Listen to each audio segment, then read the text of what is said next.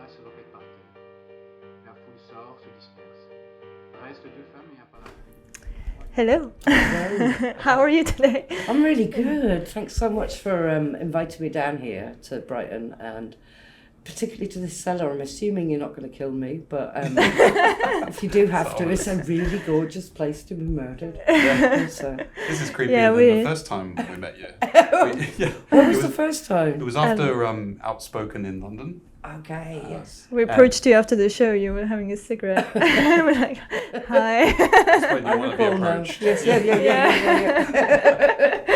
Yeah. There's this strange moment after gigs where you're not quite. It's like a netherworld, because your adrenaline is so high, and your need for tobacco is equally high. And, so often there's a bit of a miasma for me after gigs. Yeah. I'm not quite sure what's happened. And it's sometimes you're in the mood to talk to people, and sometimes you're not. Yeah, I mean, do you know? Recently, I've basically doing the show Blue, which I believe you're going to ask me about. Yeah. I've noticed that after I get off stage there, I feel really like I need to be alone. I feel, because it's such an intense piece of work, and it's a really strange situation, because at the same time people want to really connect with you over that kind of thing. It's about the AIDS crisis, and in particular Derek Jarman's illness under AIDS. So it's been a very emotional response from people, and I've done what I normally do, which is go out, and I've hugged quite a huge number of gay men over the last month, also other people. And then within sort of half an hour, I get like, got to be alone. Like, it's almost like a panic. I start panicking, which is really weird. I hope that goes away. Yeah. Was it the first time that happens to you then? Yeah. I mean, there are times it gets really overwhelming, because it's not just that people want to talk to you, but they want to tell you something, which is an amazing and privileged position to be in. And you want to honour everybody who speaks to you. You really do. It's like the dream. But it's cumulative. And so certainly when you're on tour, you're not aware of it mounting up and building up.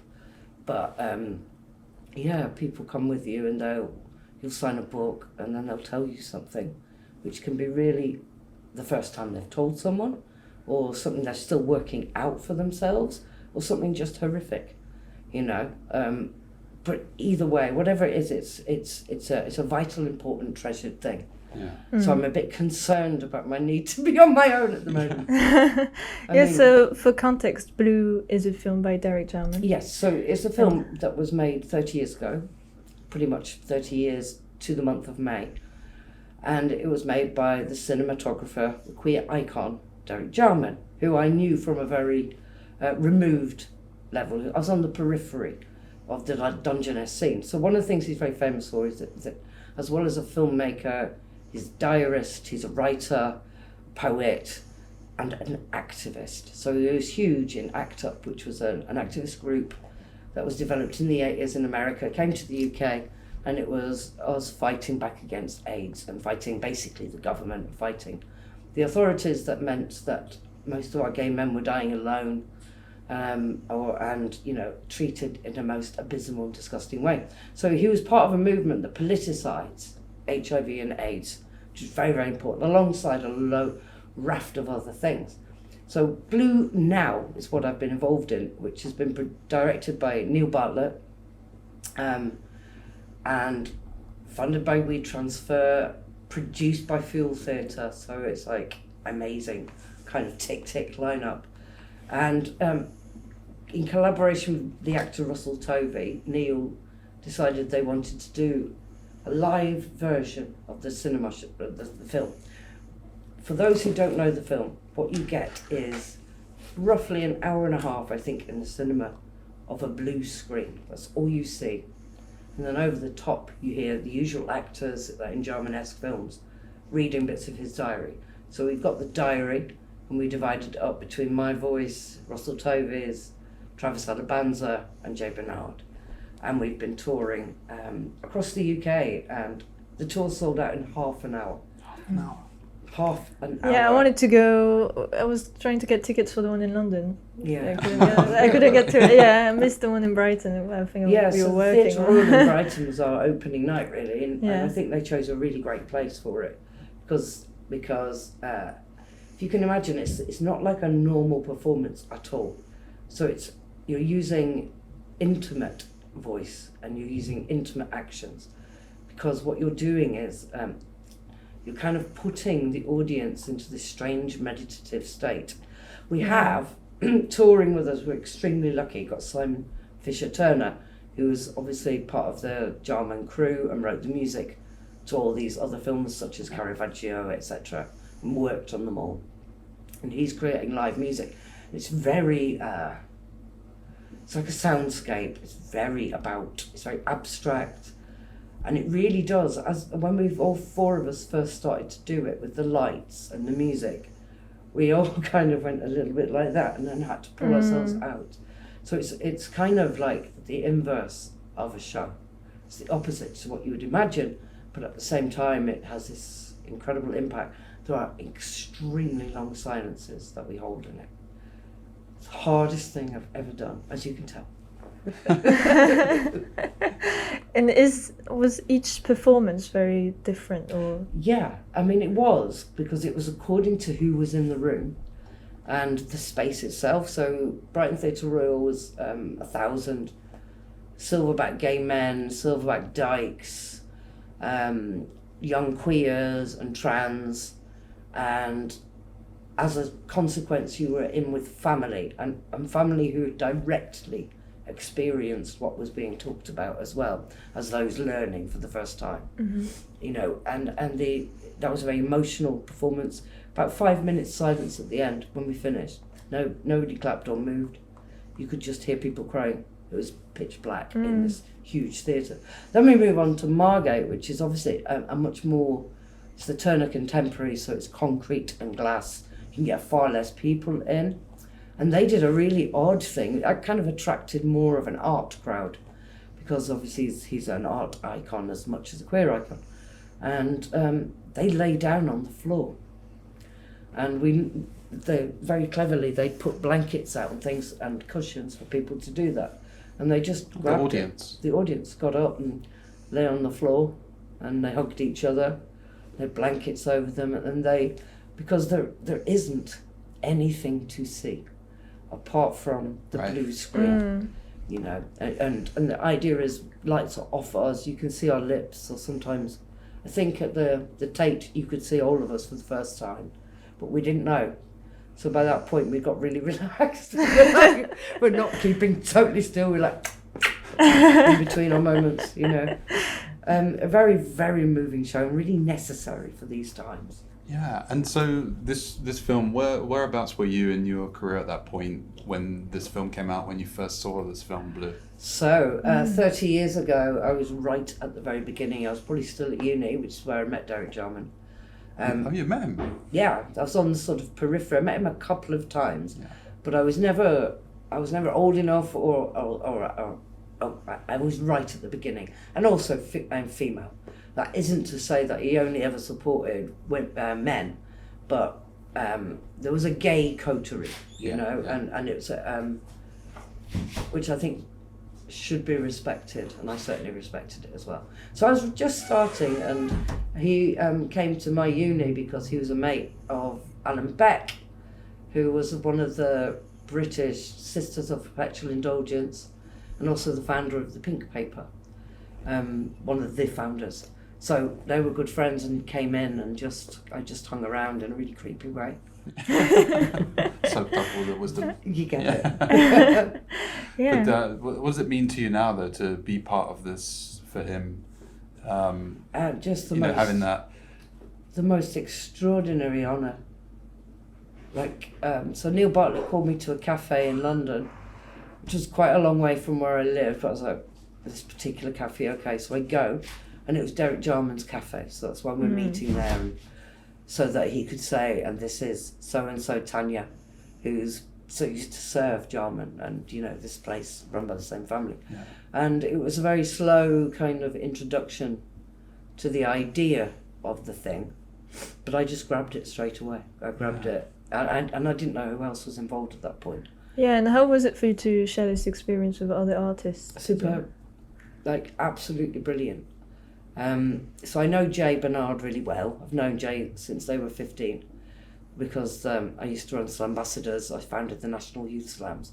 So, and I did that for 18 years. So Jay was one of my little mentees. Jay, I'm sorry I called you that. But, and then Travis I've met a few times, like doing events together, and we're both very vocally supportive of each other's work when we can be. Russell, I'd never met before, and is Mr. Pickleface. He's a brilliant actor and just the most gorgeous human being. So it felt like the four of us not only encompassed what the rainbow is, but we had to get it together in 2 days. It's not like a 6-week rehearsal planned at all. So that was 2 days? 2 days. 2-day rehearsal. Yeah. Well, that's Yeah. quick. But that's because we were just voices. How familiar were you with your part going into it? No, not at all. No. None of us were. That was the point that we kind of brought to what we do with the idea of this intimacy. Like, I remember me and Travis talking about it back, during the first day of rehearsal, going, we literally have to let go of all of our box of tricks, because Travis and I are probably the biggest performers as such out of the group. So instead of constantly depending on body and expression, and it's literally Laughs. about and it's literally about the timbre of your voice and becoming different people. So really it took a while, I think, for us all to really I don't think we feel comfortable even now, and that's the point. It really is. And also there was a silent person who was in every show. A different BSL interpreter came, and if you've ever seen BSL poetry, it's incredible to watch. It's so in festivals we've seen live translations, and that's really amazing. Sometimes you can just doze off and look. It's like a side poem on the side, Exactly. Yeah, you can look at the interpreter and listen. Yeah. And I think because there was just a blue screen, the interpreters were really the gaze of the audience, it's this dance and the face of the interpreter. They really embodied everything we were saying, which was, there were some really difficult parts to say, Yeah. But it was quite, I can see why Neil Butler wanted me to do it, because it's very much the same kind of energy as Canto and Othered Poems. It's got that same energy, not postmodern, modernist. It's a modernist masterpiece. It's very much like Wasteland, T.S. Eliot.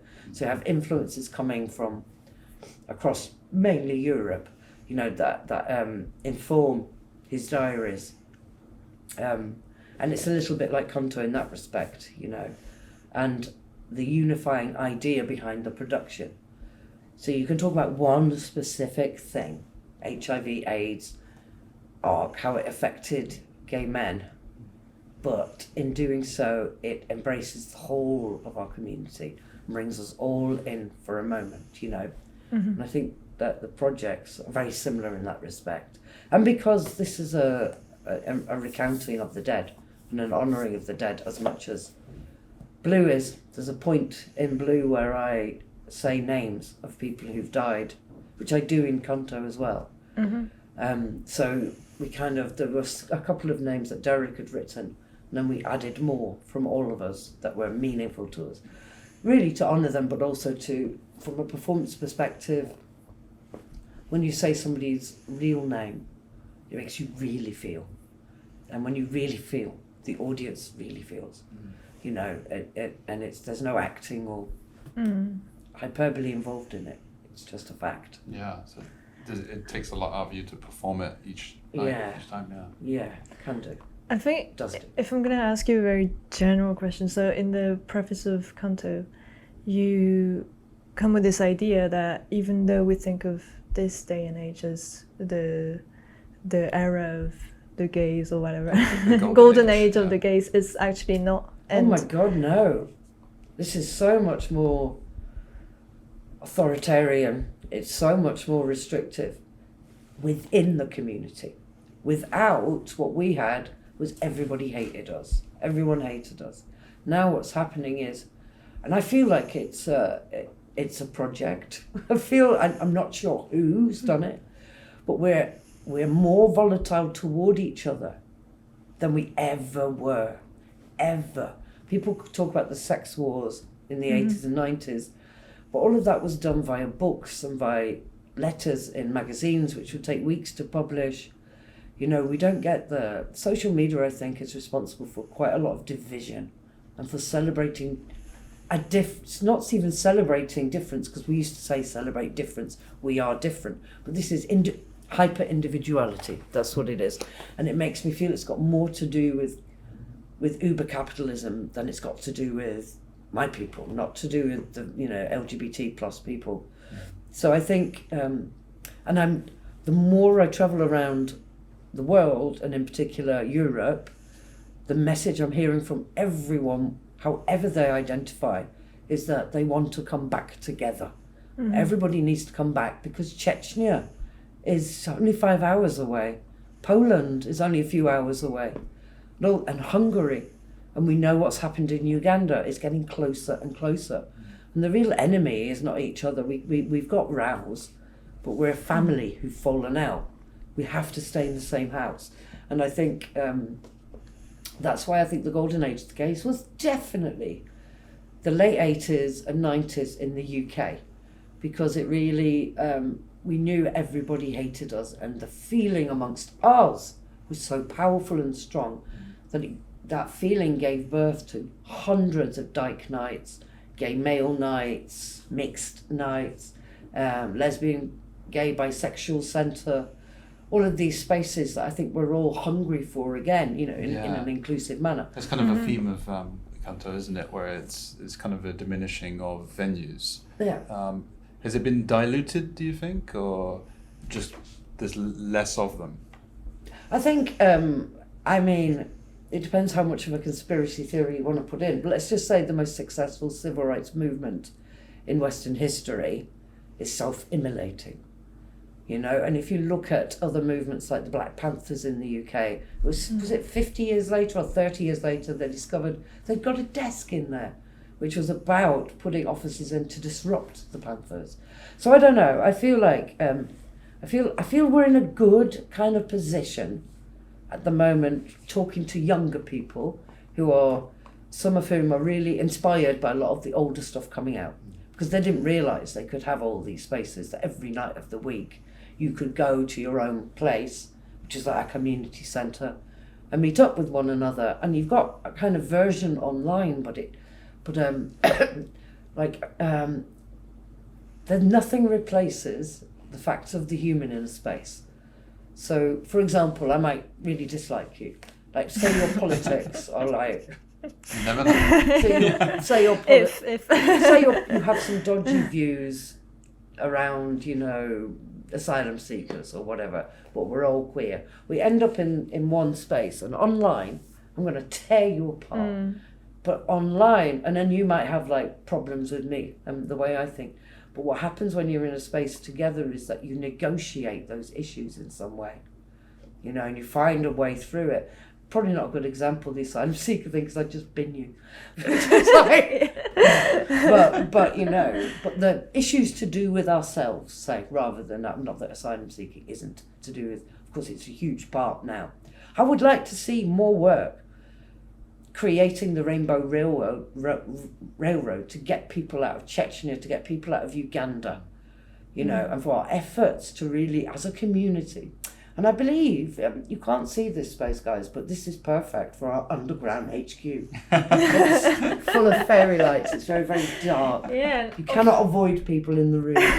You will have to be pleasant to people you don't like. And of course, we're here just before Queer the Mic, Yes. which is a spoken word night in Brighton, and organised by Rihanna and Ollie and Becca and Callie, and we had them on the show before. Yeah. So, and you accepted to feature on their night for Brighton Fringe, And when we met you in London, you said, I'd do anything for a queer night, or Yeah. So what does that mean for you to? Yeah, it's family, isn't it? I mean, I think within reason. I mean, I'm doing some stupid things that I know make me ill for 50 quid, which is just has to stop, because I do have to eat and I do have to pay my rent. Yeah. And generally speaking, a gig in another part of the country is a day there and then the next morning back. So, we were discussing that with the strikes as well. Yeah, exactly. But I mean, all of that as well. But what it means is that if family is asking me to do something, I want to do it. And there is a really special feeling in the room, because I will have to do some explaining tonight, but not a lot. Right. And, so a lot of the events I do are predominantly heterosexual audiences, predominantly poetry lovers. And there I have to do a lot more explaining, even down to bits of language. Here's an example. And in the book, you have a lexicon as well. Yeah, I have a glossary in the book. Because people talk about Polari as a gay male language, but don't understand it's a female one. Because, we talk about lesbophobia and misogyny and blah, blah, blah, blah, all of this stuff. So it shouldn't surprise any of us that we walk around talking about Polari and voguing all the time, but never think that there might be a lesbian equivalent. And I think even in our own community, it's become as a bit of a revelation, but this is great. We all come back together again. I was going to tell you a funny story about, so I did Royal Festival, Queen Elizabeth Hall, for Outspoken in London. It's a club I'm involved in running. And we had Kay Tempest headlining, Travis Alabanza and myself. And at one point, I was on stage and it was rammed, about 900 people. And other person I looked at was either a trans man or a butch dyke. And so I said, I see we have family in this evening. And people laughed and off on we went to the show. And then I found out later on that people thought I meant there were literally families in. Yeah. And that's the difference. So you come to an event like Queer the Mic tonight, and I know that if I say families in, nobody will. It wouldn't even occur to people that children would be in the venue. Yeah, well, it's 18 plus. Night anyway. But, I mean, yeah. So that's what it means. It's about honouring again, and getting mind fix. Yeah. So, usually we have poets on the show that are less established, just starting out, mid-range, and just put their first publication out. Mid-range, like X. Okay. Mid-career, middle.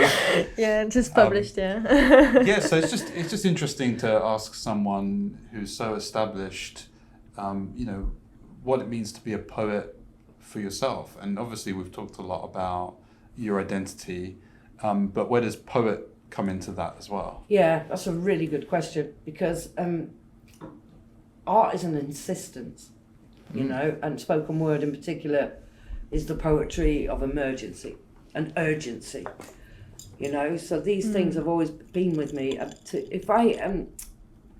find it indivisible. I can't see the difference in between me being a dyke, a butch dyke, and a woman, and me being an artist and a writer. They're both insistences, which doesn't mean to say that I write about, being a dyke all the time. For years, in fact, I stopped. So when I first started, all my work was around being gay, all of it, and it's very strongly feminist stuff. But when I founded the National Youth Slams, there was another aspect of me that took control, and that was really about class. So for about 18 years, I really thought about class, and my early work was around that. To be a poet is I've called it cultural terrorism. It is in a sense, because it's the last free art. Everything else costs so much money and takes so much time and involves everyone. Whereas within spoken word in particular, and then I think of now the more live poetry movement, which is something in between spoken word and poetry, there's this sense of it's not just support, and it's worst, it's constant support, because then you never develop. but it's about, again, community and holding you up and providing a space for people who don't have any money or very much kind of access to arts in terms of education, to actually get involved in some way and to be given a space. And that's really, really important. So for me, poetry is absolutely fundamental, but maybe the word is art for me even more than poetry, you know, because I sometimes I find a poem is a novel or a play, you know, or a really badly sung piece of music, or those kinds of things. Everything is everything else. It's the quantum physics of poetry. And when that explains it. But there's a theme that runs through Canto, which is, and maybe the rest of your work as well, which is the kind of theatrical setup, the kind of putting a production on, arranging it as a play. Yeah. Is that so? It doesn't run through the other work, although you could say it did in terms of the fact that I performed the work. Right. But there was a really conscious decision here, and it came from that I'm going to do a piece at the end tonight, which people know as canto. It's the sort of 12-minute set of cantos that started the book, and now I'm going to do it live for the first time in 4 years on Saturday night at the Roundhouse. Very scary. But that started as I wrote these cantos that then became a theatrical piece, and through doing that I got a director, Rob Watt, and I was talking to him. He created kind of the world of the cantos being a boxing ring roped off in barbed wire, and I was writing down what should happen, you know, the stage directions basically, and it was him who noticed that my stage directions were poems. And that maybe instead of kind of resisting that, when I was writing the book, I thought, well, yeah, I'm just going to go. And the reason I wanted to use that, it's a device, so it's a really quick way of going, let's look at this. So my next book, I'm using a lot of camera angles for the same kind of purpose. But also it's about being queer and constantly being looked at. You know, you'll hear me talk about it tonight, being a lesbian, and other butchers in the room will undoubtedly agree, because everywhere I go, people go, yes. We walk down the street and people comment on us all the time. It's like, so I got this idea, it's like being followed by a narrator, you know, in a bad B movie. So that's where the stage directions come from. So it is putting on a show, it's a really good description as well, of kind of queer life. And gay life in particular, put on the show for people who are watching. Yeah. And You're such a firebrand personality when you perform, and we saw you perform in Outspoken, you know, in London. What month was that? February. Yeah. Yeah. And it's a wonderful night with musical acts and everything. Yeah. It's great. But what I'm saying is, the performance is such an important part of how you come across, how you deliver it. It's so powerful. How do you feel people relate to your poetry differently when it's just on the page? Is it necessary for people to kind of have heard you audio? I think, no. Do you ever have fans that just read you and then speak to you about that? Yeah, there are people that definitely tell me that. So my audience, like I said, because of it's been quite a long career, I've got an audience that is very working class and spoken word, and like the more direct material, earlier work, you know, and they engage with that a lot better and a lot more, less so with the reading. But I think with Canto, what I was trying to do is reach this bridge between what is spoken and what is written. And I know, because of the sales, I know that a lot more people have reached my work through reading now than seeing me do it live. But that when they do see me do it live, it changes their response to the work in some way. In some little way, I guess you hear. So then whenever you watch somebody and then read their work, you can't get your voice out of their voice out of your head. Definitely. And as you read it with their way of speaking. Yeah. And sometimes for me, that's actually been a hindrance. You know, it has. When I know a performer really, really well, and then I read something new of theirs, like a novel, I'm hearing it in that voice. So I'm breaking, rather than I don't get that nude experience of just, you know, the idea or the story. So I think it's a poison chalice. You have to be careful, and particularly with me winning the T.S. Eliot Prize, the first thing people did was try to make it about a performance. That's a book prize. It's got nothing to do with the performance. What do you mean it's they tried to make it better? It's a way of demeaning, because I'm working class and because I'm a dyke, a bit rough around the edges, darling. There's a review that said that. Because of that, they tried to make, like, why has this possibly won this biggest prize the in slam poetry? poet. How could that? And Danez Smith had a kind of similar response to their work as well for when Don't Call Us Dead. I think he won the Forward Prize. But Danez, I don't know if you're aware of Danez's work. Yeah. So Danez said, not bad for a slam poet. That was their see slam as a form too. It's a form. And I'm using form in this, but it's invented form. Yeah. Now that we've got you here, with slam poetry, how do you think of it in terms of being a competitive form or not? Is it just a way of getting people together to do poetry with energy? Yeah. So, first thing I'll say about slam poetry in the UK is it is dead. It's dead because of class, because of lack of investment. Go to Brazil. So, original slams was literally, like in the UK and ones I've been involved in, literally about community, bringing people in, celebrating voices, providing space for people who are never listened to have these 3 minutes, which is if you've ever done a slam, suddenly 3 minutes is a vista. It's a great expanse of time when you're afraid, you know? So it's literally it was about that. the opposite for me. What killed for me slam as well is when we started to think of the person who won as a winner, as somebody who was, you know, the better poet. Most people, slam poets who kind of do this routine, I'm part of a slam circuit. I never slam myself, but I feature on slams. I'm invited to them around the world. And like the best in the world are in Brazil, are incredible. Because in Portuguese or? Yeah, they have them in Portuguese, but they also have international slams where they project your words. I think the last slam I did there, and I did take part in it for my ticket to Brazil, there was something like 2,000 people. It's huge arena.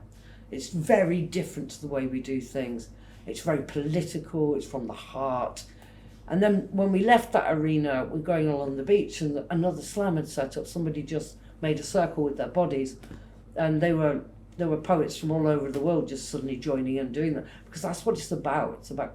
It's about community-led, grassroots, political thinking. You know, when slam started to be about who was going to win, then you started to get the poets who were like funny and all of that is amazing. It's amazing, but it's different to the origins, you know, of the movement. What do you say? You know, there was this big thing recently by this guy who should go nameless, who said, you know, poetry's been dead since T.S. Eliot's The Wasteland. You know, that was the end of poetry. And obviously, you know, it's hyperbolic, but when you hear that kind of thing, it's just a whatever the collective noun for an eye roll is. Like, it's just, I mean, so I'm 55 and poetry is the new rock and roll has been said, a good 20 times now in my lifetime. It's also died quite a lot in my lifetime. The fact of the matter, it continues. It's fine to say that The Wasteland is a pinnacle of a certain kind of writing. It is. There's problematic things within it, but it's brilliant at the same time. But then so is Don't Call Us Dead. It's absolute genius. Post-colonial love poem. Heritage aesthetics. To Sweet and Bitter. These are all anything by Fran Locke. There's extraordinary movements within poetry, particularly some really exciting stuff that teases the space between the intimate space and the extrovert space, or what is written and what is spoken, and the interplay between the two, you know, because for me, I've always thought of it as by any means necessary. And if people can't understand me, other than some critics who think I'm fabulous, darling, but the actual people I go on tour with don't understand what I'm saying. It becomes a pointless. It's a conversation where you can never understand what the other person's saying. That's kind of the trick of being a poet in the sense of there's great deep metaphors in your written poetry and in your pieces as well, but to be able to speak to someone who just turns up to a poetry event for the first time as well. I mean, it seems like it means... there are so many differences between poetry and spoken word that I've used over the years. One of them is that spoken word leans forward and poetry leans back. Spoken word gives an answer. So we call it the victory poem. You'll know the one. It's the one that starts like this and then gets more and more assertive, inspirational and bigger, inspirational, motivational, getting faster. Call it a victory poem, like Churchill. So basically, the idea is when it goes at the end, it stands up. They can't help themselves because it does that to your body,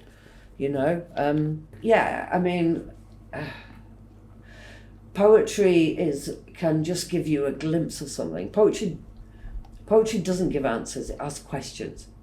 So often I try to leave a poem in a moment of wonder. Not with, and that's why they're all, or anything like that. There's no resolution because the idea, and in canto it's the first time I've tried to write poems that depend on each other for the story.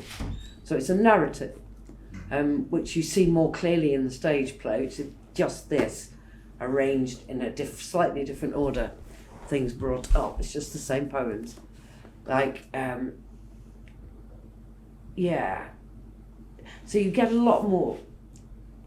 I'm going to be bummed for this, but I think writing page poetry gives you more freedom on the page, because I actually think being a spoken word artist is more difficult.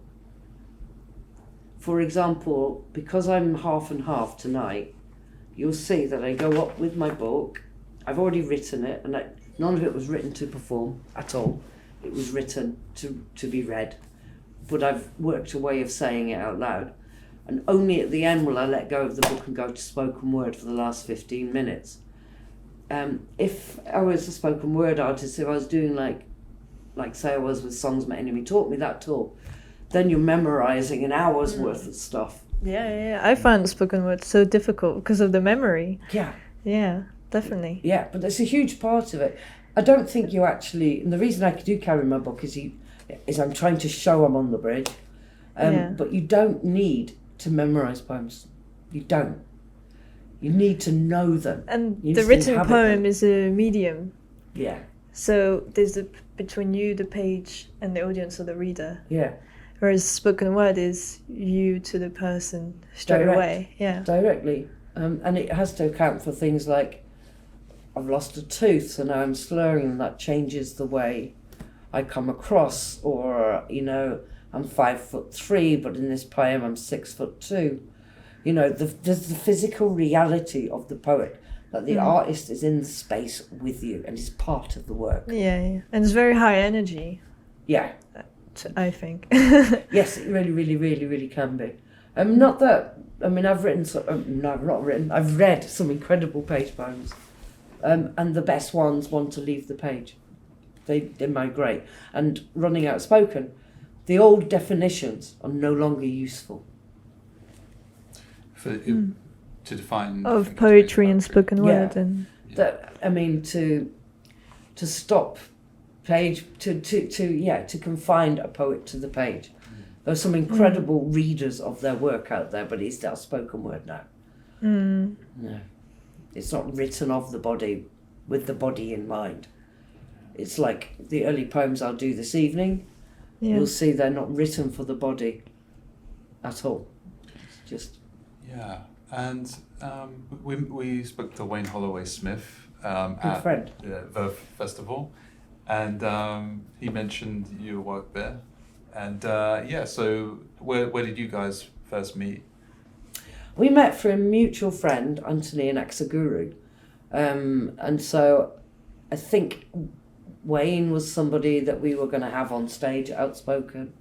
And it was just like a slow induction over the years. And then we had this magnificent We were both very lucky, invited by Bernardine Evaristo to Berlin, where we got to spend a few days together just with Daljit Nagra and Kit the Wall and Bernardine, just hanging out, talking about class and how it affects them. And Wayne Holloway-Smith now is obviously the editor of Poetry Review, but we've known each other since before then. It's a very fine poet. Yeah. Really strong poet. And when we spoke to him, he talked about the difficulty of mentoring new poets, and how you have to give a lot of yourself, and it's not terribly creative. It's more of a technical thing in a way, and maybe coach as well, like a kind of... Yeah, I mean, well, I did that for 18 years, so I'm going to think very differently to the boys about this, because it is a very creative thing. It's a frustrating thing, which is probably what Wayne means. Like, you have to learn the technicality. Yeah, but I think I've misquoted him, because I think that what he actually said, is that it's incredibly energy consuming, and that very good. Yeah. As a process of he couldn't really find time to write. His process is very slow. I 100% agree. Yeah. So for the 18 years running SLAMbassadors, you have to be really focused, particularly if you're working with younger people who are, who have been disturbed in some way, whose lives have been dealing with trauma, etc. It's an art, and you have to give 100% of yourself, because these are people who are looking for you, not believing them. And if you don't believe yourself fully, they will know. And therefore the work you're doing is ineffective. So this is kind of different to the mentoring I do now, which is of adults, younger adults or older adults. With SLAMbassadors, I was working with kids who were really lost within the system, and disenfranchised from education and from society as a whole, really. Whereas now I'm working more with people who are poets. So I think sometimes it can be an incredibly inspiring thing. Like, I was editing for Outspoken Press for a couple of years, and I wanted to work with just women and non-binary, and to I'm a developmental editor, so that means that I feel very dissatisfied if you send me your book and it's great. Then I'm like, what do I do? So I chose things that needed developing, or I could see a way to do that. And for me, that was a very creative process. And while I was writing Conto, I was mentoring Lisa Lux and Safia Kamaria Kinshasa and Alice Frecknell, Sarah Fletcher, a few other people during that. And I find it very creative, because we're just looking at individual poems. It's so geeky. You know what I mean? I always think of myself as like one of those young men on Sunday mornings with the bonnet open over a poem. We're all there in our white vests going, trying to make it work. What about this word? Yeah, exactly. So I usually do that stuff in private. So it's when you're doing it in front of other people and showing them your process. Yeah. Is there a sense when you do that as well that you kind of, expose yourself as merely a human, as giving away some of the magic of the real, I think, skills to mentoring are one, which is a pastoral thing, which is much more about holding the person and being aware of the fear. So I'm very attuned to that, and I think it's an important part of the work, because we've all had experiences. If you just tell people what you think of their poem, things explode, world ends. These are very, very, very beautiful things. So really what a mentor does is hold you and then asks you questions and then asks you to consider something else. And yet, when you're not doing it properly, you might look at someone's poem and go, oh, that's literally my work. But the idea is, it's like when you have a kid and the shoelace keeps getting undone. What we all do is, we're busy, so we tie the shoelace, but what we have to do is not do that. Did that 4 times. So the kid learns. Yeah. And so that's the same kind of idea. So it's asking, it's the right set of questions. It's giving space to grow. Yeah, and and the grief, because nobody gives a poem thinking that you're going to tell them what's wrong with it. They might say that, but they've worked really bloody hard and they've given you their best piece. And you might come to it and go like, well, I knew what was going to happen by line 2, so it's very straight. Where are your metaphors? You know, what have you thought about different ways of doing this? What do you read? You know, there are a shocking number of people who do write who don't read as well, which is like being a musician who doesn't listen to other music. And I mean other poetry, particularly from spoken words. What brings them into writing poetry if they haven't read? I think it's the speaking, it's the generating. I mean, I'm speaking from experience, speaking of myself as well. The expression, right? Yeah, it's so spoken word is a different impulse. Right. We'll have all been told at some point we're good with words from very working class backgrounds. So there's no access to ours. Nobody's sitting around reading in their library, reading books. There's no sort of framework by which you can understand yourself. So you don't connect necessarily with reading other poems. Yeah. Did you find a resistance of people who didn't want to read? There is still, and I think this is great, by the way, I'm not slugging it off. I still know people on the very traditional spoken word scene who don't want to publish anything, even though they could because they've got enough of an audience for them to make that viable, and don't engage with reading them. And they get more from music and hip hop and rap. Yeah, they like to be in the space, and this is it. How do we when we have in the space? When we have big awards for books, but nothing for in the room? Who's the best performer? So there are the Saboteur Awards, which I won. There's the Saboteur Awards, but in terms of all the big mechanisms, you know, the people who've set up Saboteur have done brilliant work.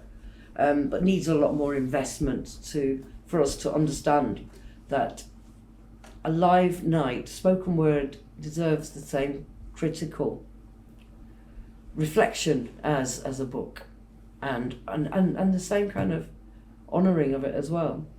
Yeah, because the Saboteur Awards, they have categories for all the different ways of doing poetry, which is amazing. They have a spoken word night, regular spoken word night, spoken word show, poetry collection, poetry pamphlet. Yeah, they've really thought about it. They really have thought about collaborative work. There's so much to it. We're waiting for them to put poetry podcast in it. Oh, that's such a good idea. Because maybe we have a chance of being. I'm chairing a panel for the Forward Prize this year. So it's the first year in its history the Forward Prize is allowing performed poetry. And we've just been going through all of that at the moment. So there are changes afoot. But I think it is going to be a process. Because we have a very strong class system, which means that spoken word is seen as thick people's art, stupid people, rough people. Poetry is more elegant people. You know, and this is really basic. So it also means that's where the revolution is. Yeah, but I've also seen spoken word, you know, be the gateway to poetry as well, and precisely. You know, really florid written poetry as well. And if you think about it, it was all spoken word. Yeah. To some extent, you know. Yeah, definitely. The oral tradition. The oral tradition. I mean, even going to things like Charles Dickens, which entire books, novels. He was memorising sections of and performing them on big tours, you know. So there is a real precedence for it. And it's just the last couple of 100 years that have messed everything up for everyone. But hopefully, there's so much to talk about in terms of, you can't talk about poetry without talking about class or race. There are the things that really are the things that are gatekept. It's gatekept, obviously. And it's really interesting to be more established now and be considered a gatekeeper. Yeah, right. You know, because you're like, shit, where is the gate? What's the gate? We could talk for hours, but we're running out of time. Can we just... could you just read a poem? Yeah, sure. Before we end the episode. don't know which one to do. So I think it's the first episode where we haven't read many poems. Yeah. oh, I'm sorry. No, it's great. A woman steps out of her wound, because I never read it, so let's do it. A woman steps out of her wound. One hole in the centre of her boy, and the whole town falls in behind her. Her parents, sucked in feet first, still clutching the semi-detached tablecloth, the bathroom mirror, her face still sticking to it. Then her elder brother is pulled in too, and he grabs the hand of his girlfriend, and she also is absorbed, and her parents, the whole of the boys' class in school, plummet to the centre of the wound, dragging her first day at the local college behind them, and all succumb to the gravitational force of the wound, the black hole at the centre of a boy. The wound is a circus ring, and the circus brings the town to it. See how the animals animal. See how the girl is almost a girl. See the boys grow out from their wounds head first.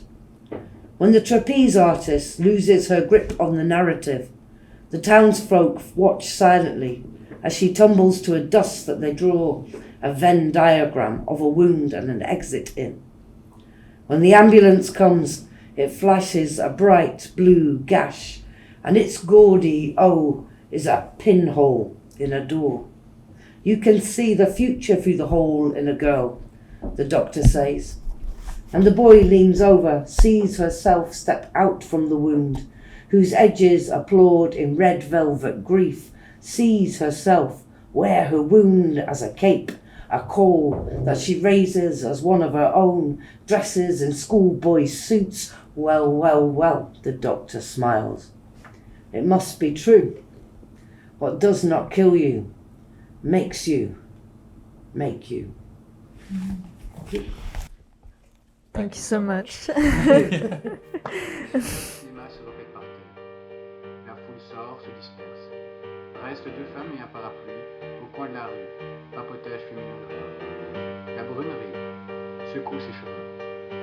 De l'autre côté de la rue, l'homme les observe, de loin, de dos. Thank you for listening to Poetry to Your Ears. Seulement son sac à dos pour les imprévus. This podcast is published as a newsletter on Substack. All of our content is published for free, but if you would like to support our work, you can become a paid subscriber. This will help us support transcripts for the deaf and hard of hearing community, and anyone who would benefit from reading the podcast alongside hearing it. You can also support us for free by rating the show on Spotify and Apple Podcast, or writing a review on Apple Podcast. Share the show with your friends, fellow poets and poetry lovers. If you want to interact with us, you can follow us on @poetry2yourears on Instagram and @poetry2 on Twitter, or you can also write a comment on Substack. If you're American and you're listening to us, send us a message. Half of our listeners are American. We'd love to hear from you. Until next time!